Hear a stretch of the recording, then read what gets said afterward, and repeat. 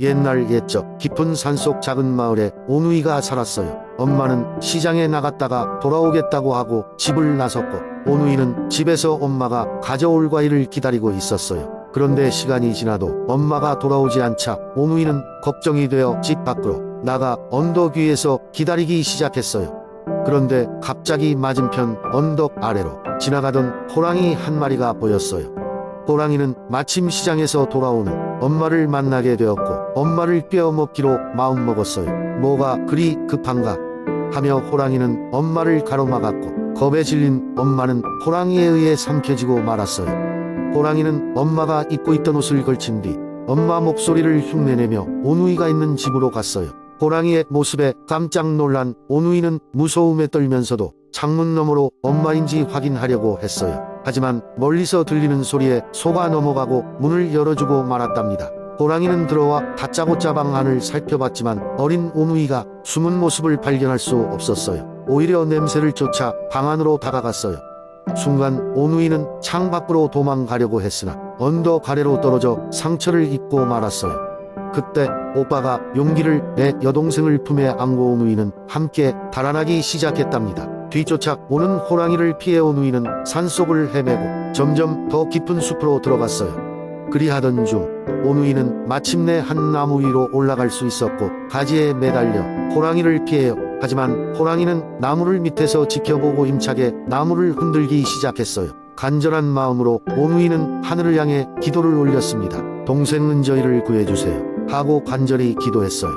마침내 하늘에서는 오누이의 간절한 기도를 들었는지 하늘에서 밧줄이 내려왔어요. 오누이는 그 밧줄을 잡고 하늘로 올라가게 되었답니다. 그렇게 하늘에 도달한 오빠는 태양이 되었고, 여동생은 달이 되었답니다. 그래서 사람들은 낮에는 태양이 비추어 세상을 밝히고, 밤에는 달이 떠서 세상을 비추며 안전하게 지켜준다고 믿게 되었어요. 오누이는 하늘에서 서로를 지켜보면서 언제나 같이 있게 되었답니다. 이러한 이유로 지금도 하늘의 해와 달이 오르내리며 우리를 지켜보고 있다고 해요. 두 번째 이야기. 아주 오래전 한국의 어느 작은 마을에 두 형제가 있었다. 그 형제는 바로 흥부와 놀부였다. 두 사람은 어릴 때부터 성격이 달랐는데, 놀부는 욕심이 많고 무뚝뚝한 성격을 지녔던 반면 흥부는 마음씨가 착하고 이타적인 사람이었다. 이 두 형제는 어머니의 사랑을 받고 자랐지만 아버지가 돌아가시고 난 후 재산을 나눠 받아 각자의 길을 걷게 되었다. 놀부는 그의 욕심 많은 성격으로 가진 재산을 더 불리기 위해 온갖 수단을 가리지 않았다. 그는 주변 사람들의 고통에는 아랑곳하지 않고 오직 자신의 이익만을 추구했다. 그에 반해 흥부는 가진 것이 많지 않았지만 늘 남을 돕고 배려하는 마음으로 주변의 존경을 받았다. 그래서인지 흥부의 집에는 항상 웃음과 따스함이 넘쳤다. 어느 해 가을, 흥부의 집에 제비 한 쌍이 찾아와 둥지를 틀었다. 흥부는 그 제비를 반가이 맞이하고 먹이를 나눠주며 보살폈다. 그러나 어느 날 그 제비의 한쪽 다리가 부러지는 사고가 발생했다. 흥부는 그 제비를 애정 어린 손길로 치료해주며 보살폈고, 마침내 제비는 건강을 되찾아 날아갈 수 있게 되었다. 겨울이 지나고 봄이 되자 그 제비는 새로운 친구들과 함께 돌아왔다. 그리고 흥부의 집 마루에 한 알의 씨앗을 떨어뜨리고는 흔적 없이 사라졌다. 그로부터 며칠 후 씨앗은 싹을 틔우더니 무럭무럭 자라더니 어느새 큰 박으로 자라났다. 호기심으로 가득 찬 흥부는 박을 열어보았고, 그 안에는 황금과 보석이 가득 차 있었다.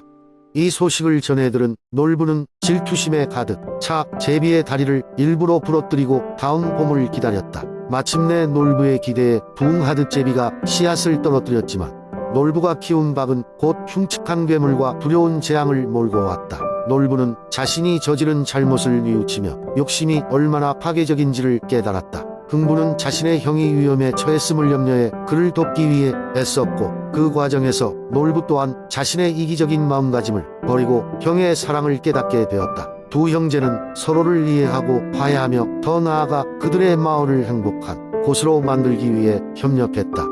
그 후 흥부와 놀부는 함께 마을 사람들과의 우정을 쌓으며 평화롭고 행복한 삶을 살았다. 이 이야기는 나눔과 배려, 그리고 화해의 중요성을 전하는 교훈으로 오랫동안 한국 사람들에게 사랑받아 왔다.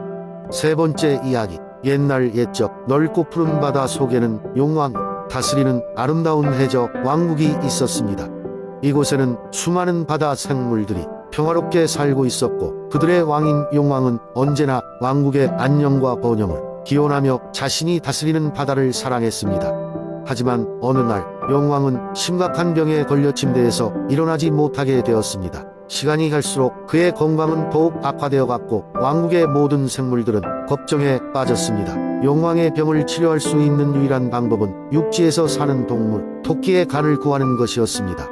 그러나 해저 왕국의 누구도 육지에 나가본 적이 없었고 토끼가 어떤 존재인지를 아는 자도 없었습니다. 결국 용왕은 자신의 가장 믿음직한 신하인 자라에게 이 임무를 맡겼습니다. 용왕은 자라에게 말했다.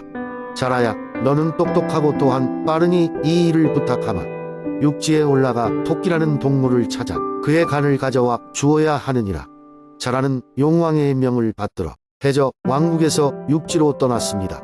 오랜 시간 헤엄친 끝에 자라는 드디어 육지에 도착했고 강가를 건너며 토끼를 찾기 시작했습니다. 그러던 중 초원 위에서 즐겁게 풀을 뜯고 있는 한 토끼를 발견하게 되었습니다. 자라는 다가가 친근하게 인사를 했습니다. 안녕, 나는 바다에서 온 자라라고 해. 너와 같은 동물을 찾고 있었어. 처음 본 자라라는 생물의 토끼는 놀랐지만 자라의 친절한 태도에 금세 마음을 열었습니다. 자라는 그동안 용왕의 병과 왕국의 상황을 자세히 설명하며 토끼에게 도움을 청했습니다. 우리 왕국의 왕이신 용왕님께서 잔인한 병에 걸리셨는데 그대의 간이 필요한 유일한 약이라네. 내게 도움을 줄 수는 없을까? 토끼는 자신에 대한 호기심과 동시에 용왕의 이야기에 대한 동정심을 느끼며 잠시 고민에 빠졌습니다. 하지만 즉석에서 자신의 간을 내줄 수는 없다는 걸 직감한 토끼는 재치있게 말을 꾸며냈습니다. 그럼 내가 너희 왕에게 가서 직접 만나볼 수 있겠니?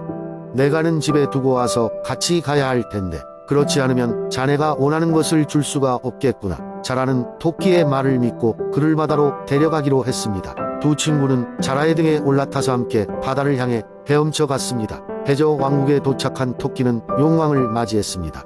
용왕은 토끼를 보자마자 반갑게 맞이하며 말했다. 드디어 나의 병을 치료할 수 있는 약이 여기 있구나. 그때 토끼는 흐트러짐 없는 침착한 태도로 말했다. 제가 제 간을 집에 두고 와서요. 당장 집으로 돌아가 간을 가지고 오겠습니다. 용왕은 토끼의 말을 믿고 당황해했지만 자라도 이에 동의하며 토끼를 집으로 돌려보낼 준비를 했습니다. 토끼는 자라의 도움을 받아 다시 육지로 돌아왔고 그제서야 자라는 이제껏 속아왔다는 것을 깨달았습니다. 육지에 도착한 후 토끼는 자라에게 사과하며 말했다. 그동안 나를 속여 데려와서 죄송하지만 내 생명을 지키기 위해 선택할 수밖에 없었네. 용왕님께는 진심 어린 속죄의 마음을 전해주게라. 자라는 실망했지만 토끼의 재치와 생존에 대한 본능을 이해하고는 다시 왕국으로 돌아가 용왕에게 상황을 설명했습니다. 이후로도 자라는 다시는 토끼의 간을 구하러 가지 않았고 용왕은 다른 방법으로 병을 치료하게 되었다고 합니다. 이 이야기는 도움을 주고받는 방법과 생존의 지혜를 보여주는 교훈적인 이야기로 한국의 많은 사람들에게 오랫동안 사랑받아 왔습니다. 네 번째 이야기. 옛날 옛적의 작은 마을의 어머니와 오누이 그리고 작은 오두막에서 함께 사는 가족이 있었습니다. 어머니는 동이틀 무렵부터 해가 질 때까지 들에서 일하며 하루하루 성실히 살아갔지만 살림은 늘 넉넉하지 않았습니다. 하지만 어머니는 오누이를 무척이나 사랑했고 두 아이도 어머니를 깊이 존경하며 자랐습니다. 어느 날 어머니는 마을 장터에 가서 장을 보고 오겠다고 말하며 아이들에게 집에 잘 있으라고 당부했습니다. 어머니는 종종 장터에 가곤 했으므로 아이들은 늘 그랬듯 얌전히 집에서 어머니를 기다리기로 했습니다.